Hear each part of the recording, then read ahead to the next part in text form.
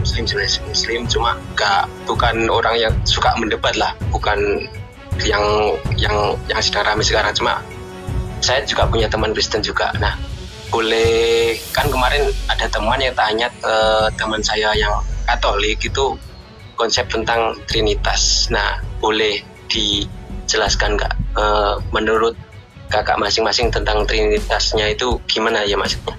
Bisa dijelaskan dengan kata yang sederhana kakak? Begini. Itu bahasa Johan, itu bahasa anak filsafat itu yang harus punya base ya. Begini bro, Tritunggal itu adalah penjabaran ya, atau penjelasan mengenai bagaimana Allah yang esa itu. Allah yang esa itu atau Allah yang satu itu. Seperti apa Allah yang satu itu? Jadi Trinitas itu tidak berbicara tentang berapa Tuhan, bukan. 3 dalam 1, 1 dalam 3, bukan begitu. Trinitas, tri dalam unitas. Apanya yang tri, apanya yang unitas. Tri itu adalah realitanya, unitas itu adalah hakikatnya. Jadi 3 realita dalam 1 hakikat. Pahami ya? Kami tidak mengatakan 3 telur adalah 1 telur, atau 3 telur, 3 permen sama dengan 1 permen. Bukan. Kami tidak mengatakan 3 adalah 1, 1 adalah 3. Kami berkata 3 realita atau 3 pribadi dengan 1 hakikat. Ini harus kamu pahami. Nah, jadi Trinitas itu berbicara tentang bagaimana. Aku boleh minta tolong bikinin roti nggak? Apa sih roti, apa sih Joseph? Roti apa Joseph? Keju apa coklat? Roti. Oke, ya. Jadi Trinitas itu tidak berbicara tentang berapa, tetapi tentang bagaimana, ya. Allah yang esa, yaitu Sang Bapa, yang di dalam dirinya terdapat firman dan roh, itulah Trinitas. Jadi Bapa, Allah yang esa itu disebut Bapa karena, mengapa dia disebut Bapa? Karena dia adalah Allah yang transenden, Allah yang tak terhampiri, Allah yang tak kelihatan, ya, Allah yang memenuhi segala ruang dan waktu.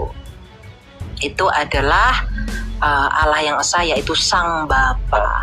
Nah, kalau firman-Nya itu dengar dulu saya, Taufik. Oke, sorry. Di dalam diri Sang Bapa ini, dia memiliki firman, ya, memiliki kecerdasan, yang oleh firman itu ia menciptakan segala sesuatu. Nah, dia juga memiliki roh, yang oleh roh itu dia menghidupi segala sesuatu. Jadi Sang Bapa, firman-Nya sendiri yang olehnya menciptakan segala sesuatu, dan roh-Nya sendiri yang oleh roh itu Sang Bapa menghidupi segala sesuatu, itulah Trinitas. Bapa, firman-Nya sendiri yang disebut anak, dan roh-Nya sendiri, itulah Trinitas. Ada 3 realita di dalam diri Allah yang esa, tapi 1 hakikat sebagai Allah. Sama seperti kamu. Kamu adalah 1 manusia, Taufik. Nah, di dalam diri kamu ada 3 realita. Kamu memiliki tubuh, kamu memiliki pikiran, kamu memiliki roh. Ada 3 realita. Adalah realita bahwa kamu punya tubuh, kamu punya pikiran, kamu punya roh. Tetapi kamu tidak ada 3 manusia, Taufik, hanya ada 1 manusia, Taufik. Di dalam keesaanmu sebagai manusia, ingat ya, di dalam keesaanmu sebagai manusia, kamu punya 3 realita. Bahwa kamu memiliki tubuh, memiliki firman atau pikiranmu, dan rohmu sendiri. Nah, di dalam keesaan Allah, yaitu Sang Bapa, dia memiliki firman dan memiliki roh. Itu Trinitas. Berarti kalau kan firman tadi Yesus, berarti kalau dalam diri saya, Sang Bapa itu tubuh saya, Yesus itu pikiran saya, Roh Kudus itu ya roh saya ini. Betul, ada tiga hipostasi, tetapi tidak dapat dipisahkan, tapi bisa dibedakan. Tapi ini saat teman-teman dari Nasrani, kalau kenapa ya kok condongnya itu ke Tuhan yang firman-Nya aja? Kalau kita analogikan, bentar Mbak ya, tanya. Kalau kita analogikan sebagai diri saya sendiri ya, saya manusia. Saya bisa lihat kamu nggak? Saat ini saya bisa lihat kamu nggak? Wah, ini saya sedang telanjang atas. Gini aja. Kalau orang lain itu melihat saya bukan mau melihat badanmu, maaf, bukan. Ngapain saya lihat badanmu itu, Iya. Gini, sudah, saya jelaskan dulu. Kalau orang lain melihat saya, itu kan yang dilihat kan tubuh saya. Kalau dalam artian tadi kan sang Bapa tadi, bukan melihat dari pikiran saya. Gimana? Begini ya Brody Taufik ya, dengarkan saya. Begini bro, saya nggak pengen lihat badanmu, saya nggak pengen lihat kamu. Gimana saya lihat kamu? Nggak ada kepentingan saya. Kamu ini tadi kan kamu bilang tubuh itu seperti Bapa, firman itu seperti Yesus, ya, kemudian roh itu seperti Roh Kudus. Nah, Bapa ini adalah al-wujudnya Allah. Yang berdiam di dalam dia adalah firman dan juga rohnya yang kudus yang disebut dengan Roh Kudus. Nah, ketika kamu berbicara kepada saya dengan firman-Mu toh, betul? Betul. Iya, saya nggak bisa nih lihat tubuh kamu bentuknya gimana. Apakah kamu gembul atau memang kamu kurus kayak lidi atau gimana? Saya juga nggak bisa lihat rohmu. Ya, saya nggak tahu mukamu seperti apa. Apakah kamu tampan, menawan ya, manis atau agak pahit? Saya juga nggak tahu. Tetapi saya bisa tahu kamu. Saya bisa kenal kamu itu dari ucapanmu, dari firmanmu yang kamu sampaikan kepada saya. Maka ketika saya mempercayai firman-Mu, artinya saya sedang percaya kepada kamu. Ketika saya mendengar firman-Mu, meskipun saya tidak melihat tubuh-Mu dan saya tidak melihat roh-Mu, artinya saya sedang percaya kepada kamu. Ya, begitu juga dengan firman. Sang firman. Sang Bapa itu tidak kelihatan, bro. Allah itu roh, dia itu tidak terhampiri. Tetapi anak tunggalnya yang menyatakannya. Jadi anak tunggal itu siapa? Dia disebut anak karena dia sang firman. Jadi firman itulah yang menyatakan diri Bapa. Firman itulah yang memperkenalkan siapa Bapa itu. Makanya di dalam Kolose dikatakan Yesus itu adalah gambaran Allah yang tak kelihatan. Makanya ketika Filipus bertanya kepada Yesus, tunjukkanlah kepada kami Bapa itu. Apa kata Yesus? Kamu melihat aku, kamu melihat Bapa. Karena Yesus adalah gambarannya Bapa yang tak kelihatan itu. Di mana Bapa menyatakan dirinya ke dunia, itu melalui firman-Nya sendiri. Jadi kalau kami tidak percaya Yesus, kami tidak menyembah Yesus, mustahil kami bisa menyembah Bapa. Makanya Yesus berkata apa? Akulah jalan kebenaran dan hidup. Tak seorang pun yang dapat datang kepada Bapa kalau tidak melalui aku. Karena Yesus inilah yang menyatakan siapa Bapa yang tak terlihat itu. Hanya Yesus inilah yang memperkenalkan siapa Bapa yang tak terhampiri itu. Jadi mustahil bagi orang mengaku menyembah Bapa tetapi tidak mengenal firman-Nya, yaitu Yesus. Ketika orang mengaku menyembah Bapa tetapi tidak menyembah firman-Nya, maka Sang Bapa akan melempar orang itu dari hadirat-Nya. Kenapa? Sang Bapa akan bertanya, dari mana kamu mengenal aku sedangkan kamu tidak mengenal firman-Ku? Dari mana kamu mengenal aku sedangkan kamu tidak mengenal Yesus yang memperkenalkan diriku? Karena aku tak kelihatan, aku tak terhampiri. Aku hanya menyatakan diriku melalui firman-Ku. Tapi kamu menolak firman-Ku. Bagaimana mungkin kamu mengenal aku? Makanya Yesus berkata, barang siapa memiliki anak, ia memiliki Bapa. Tapi barang siapa menyangkal anak, ia menyangkal Bapa.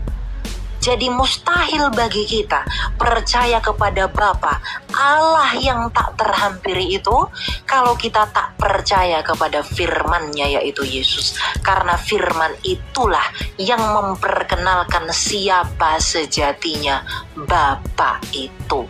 Makanya Yesus selalu berkata, mintalah di dalam namaku, karena Dia adalah pensyafaat bagi kita. Kita diterima di hadirat Allah oleh karena namanya. Kalau bukan karena namanya, kita itu tidak layak di hadirat Allah. Gitu loh. Kalau nyembahnya ke Roh Kudus saja juga bisa, otomatis ke Bapa juga. Ya ndak bisa lah. Gimana kamu hanya menyembah Roh Kudus? Kamu jangan pisah-pisahkan. Bisa nggak dipisah-pisahkan tubuhmu, pikiranmu, dan rohmu? Bisa ndak? Ya. Bisa nggak disebut manusia kalau itu terpisah-pisah? Ya ndak bisa. Yang disebut manusia ya dengan tubuh, firman, dan roh. Yang disebut Allah dengan Bapa, Putra, dan Roh Kudus. Bapa itu adalah al-wujudnya, Yesus itu adalah firman-Nya yang oleh itu Dia menciptakan segala sesuatu, rohnya itu yang membuat Dia hidup dan menjadi prinsip hidupnya. Kalau kami menyembah Yesus, otomatis kami menyembah Bapa dan Roh Kudus. Kami menyembah Bapa, otomatis kami menyembah Yesus dan Roh Kudus. Karena itu satu di dalam diri Allah yang esa itu. Seperti saya bicara sama kamu, apakah saya hanya bicara dengan kepalamu, tidak dengan tubuhmu dan juga rohmu? Apakah ketika saya mengatakan kamu presiden, apakah presiden hanya tubuhmu? Apakah pikiranmu adalah kucing? Atau mungkin rohmu adalah kecoa? Kan bukan. Ketika kamu menciptakan menciptakan sesuatu, apakah yang hanya menciptakan sesuatu itu hanya akal budimu? Tidak, tubuhmu juga bekerja, rohmu juga bekerja. Apakah ketika kamu berdoa tubuhmu tidak bekerja? Bekerja secara motorik. Otakmu juga bekerja atau pikiranmu, rohmu juga bekerja dalam relasimu dengan roh. Tapi ini Mbak, ini Kak, kalau contoh kita ambil contoh tadi kan presiden ya. Kalau presiden kita anggap presiden sebagai Bapa. Nah, firman-Nya itu sebagai kebijakan dan rohnya kebijakan sih presiden kan firman, dari firman-Nya itu kan presiden muncul itu jabatan, presiden kan berfirman membuat kebijakan gitu. Presiden itu adalah kebijakan itu adalah produk. Yesus itu bukan produk, Pak. Dia itu kekal di dalam diri, dia itu atribut. Bedakan ya. Kebijakan itu produk presiden. Lagian presiden itu jabatan, bukan hakikat. Ya, namanya Bapak Jokowi. Hakikatnya manusia. Gelarnya itu presiden. Oke, kita ambil Pak Jokowi aja. Kalau kita anggap Pak Jokowi itu sang Bapak lah. Kalau Kak Elia menerjemahkan apa ya? Membagi Pak Jokowi ke dalam 3 hakikat tadi ya. Sang Bapa, Firman, dan Roh. Kalau Mbak Elia, nggak usah Pak Jokowi lah, saya aja lah. Itu presiden, nanti salah kita ruangan ini. Oh iya. Saya aja. Ini aja seorang bupati X lah ya, seseorang lah. Dia itu menulis sebuah penelitian itu sangat bermanfaat. Nah itu ya konteksnya itu. Penelitian apa dulu nih topik? Terserahlah tentang bidang ilmuwan sains. Anak kucing makan batu atau apa? Iya boleh. Nah pokoknya sangat bermanfaat lah kalau kakak-kakaknya membedah seseorang tersebut, membagi menjadi 3 hakikat. Sang bapaknya itu siapa, firmannya itu apanya, rohnya itu apa? Salah hakikat. Kamu paham nggak hakikat itu apa? Kenapa kamu membagi hakikat? Kamu paham nggak hakikat itu apa? Katanya tadi jadi 3. Yang 3 itu hakikat, bro. Perhatikanlah Elia ngomong. Kamu tahu nggak hakikat itu apa? Ya hakikat kan ya. Gini dulu bro. Saya tanya kamu jangan menggunakan diksi yang kamu nggak paham. Kamu jadi tersandung. Kamu tahu nggak arti hakikat itu apa? Hakikat itu yang kesimpulannya lah ya. Kesimpulan apa? Ya yang paling mendasar. Bukan kesimpulan, bukan. Apa? Kesimpulan apa? Gini ya. Mungkin saya salah diksi. Enggak, maksudnya saya itu cuma pengen Kak Elia itu menggambarkan antara sang Bapa, Firman sama Roh itu ke dalam sesuatu yang bisa saya bayangkan gitu loh. Contoh ke seorang bayangkan bupati atau presiden. Tadi kan saya sudah beri analogi. Kalau ke seorang presiden ya, ke seorang presiden. Enggak usah. Sang Bapaknya itu yang mana, sang Firmannya itu yang mana, yang Rohnya itu yang mana. Enggak usah bahas presiden. Seperti kamu aja. Kalau kamu tidak kenal dirimu aja, nggak mungkin kamu bisa kenal Allah. Ya, di dalam kamu bro, kamu itu manusia topik. Ya, kamu punya tubuh. Kamu punya tubuh yang menjadi wujudmu. Orang melihat tubuhmu, orang nggak bisa lihat rohmu. Ya, orang bisa lihat kamu gemuk, agak gembul, punya jenggot ya. Kemudian punya rambut agak keriting keribo atau mungkin badanmu agak gembul. Ya, itu wujudmu. Ya, tapi kamu juga punya pikiran. Yang oleh pikiran itu kamu bisa berpikir. Kamu juga memiliki roh. Nah, tubuhmu, al-wujudmu itu dengan pikiranmu, dengan rohmu, itu satu di dalam hakikat manusia. Betul? Betul. Betul. Tapi ada 3 realita nggak? Iya, ada 3 realita. Pikiranku, tubuhku, sama rohku. Oke. Iya, betul. Nah, itu saat saya memberikan firman atau kita bahasakan berkata-kata, memberikan sebuah statement, ke junior saya misal. Nah, kan biasanya junior saya itu setelah mendapatkan firman atau petunjuk dari saya, yang diakui oleh junior saya itu kan saya, bukan firmannya gitu loh. Iya, itu kritik. Iya, tapi mungkin nggak juniormu itu mengakuimu kalau kamu nggak ngomong, kalau kamu nggak berfirman. Iya mengakui, tapi kan yang dipandang tetap bukan masalah dipandang nggak dipandang. Mungkin nggak juniormu itu mengakuimu kalau kamu nggak ngomong sama dia. Mungkin. Dari mana juniormu itu tahu? Simpelnya beginilah. Dari mana saya tahu kamu siapa kalau kamu nggak ngomong ke saya? Iya, dari firman, dari kata-kata. Kan setelah mendapat kata-kata, kan biasanya orang itu langsung melihat siapa yang berkata, bukan menyembah kata-katanya gitu loh. Enggak gini, cuma tanya aja. Iya betul, kalau manusia begitu, karena kita kan bisa lihat wujudmu gimana, bentukmu. Allah itu bisa enggak kau lihat? Ya enggak bisa. Meskipun enggak bisa dilihat kan bisa dirasakan, bukan enggak begitu? Loh, bukan begitu. Yesus itulah gambaran Allah yang tak kelihatan itu. Makanya ketika Yesus memperkenalkan Bapa, ya, kami percaya kepada kata-kata Yesus. Kami percaya kepada Yesus, artinya kami percaya kepada Bapa. Kalau kalian berpikir bahwa kalian kok kayak mengesampingkan Bapa, oh tidak bro. Kami diajarin Yesus kami doa Bapa kami. Kami diajari doa Bapa kami menyembah Bapa. Tapi apa kata Yesus? Mintalah di dalam namaku. Jadi kami berdoa di dalam nama Yesus kepada Bapa. Kenapa kami menyebut Yesus? Karena Yesus itulah yang memperkenalkan Bapa kepada kami. Karena di dalam Yesus itulah Bapa berkenan kepada kami.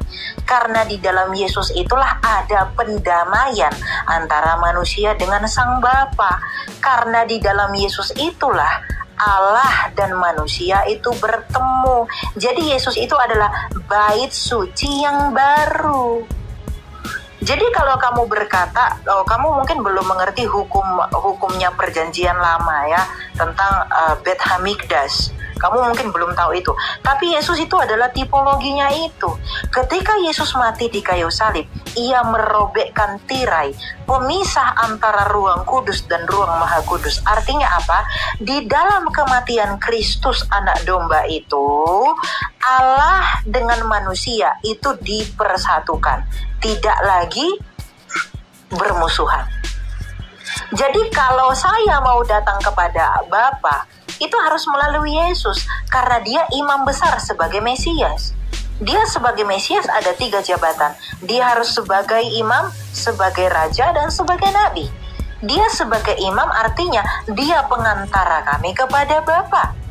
Kalau kami berdoa kepada Bapa tanpa pengantara, kami tidak diterima. Yesus adalah imam besar agung kami menurut jalur Melkisedek, karena dia dari Yehuda bukan dari Lewi. Jadi kalau kamu bilang kenapa Yesus kepada tidak Bapa, Yesus imam besar kami yang melayakkan kami di hadapan Bapa. Kalau kami tidak percaya Yesus, kami tidak dilayakkan, maka Bapa akan membuang sana kamu. Itu, kamu nggak ngerti hukumnya itu dong. Kamu karena belum mengerti itu, jadi kamu bakal menggunakan alasan kenapa. Makanya jangan dipotong. Eli lagi menjelaskan tuh belum selesai. Lanjut Eli ya. Anda dia sebenarnya udah paham itu ya. Cuma kamu jangan gunakan logika filsafat kosongmu, bro. Untuk bukankah seharusnya begini. Jangan gunakan hal itu. Kenapa? Karena Yesus itu punya peran sebagai apa dulu? Ya, dia itu sebagai raja, dia itu juga sebagai nabi, dia juga sebagai imam. Kenapa kami selalu menyebut nama Yesus? Karena Yesus itu imam. Kalau kamu lihat di Perjanjian Lama, umat Israel bisa bertemu dengan Allah di ruang Maha Kudus itu hanya melalui imam besar. Hanya Harun yang bisa masuk ke ruang Maha Kudus untuk memercikkan darah itu. Hanya imam besar yang bisa mewakili umat Israel, hanya imam besar yang bisa mewakili semua orang untuk bisa bertemu dengan Allah. Jadi melalui imamlah Allah dan manusia itu dipertemukan. Yesus itu imam kami, imam selama-lamanya, imam dari Melkisedek. Jadi di dalam dialah kami dengan Sang Bapa itu dipertemukan, diperdamaikan dengan Bapa.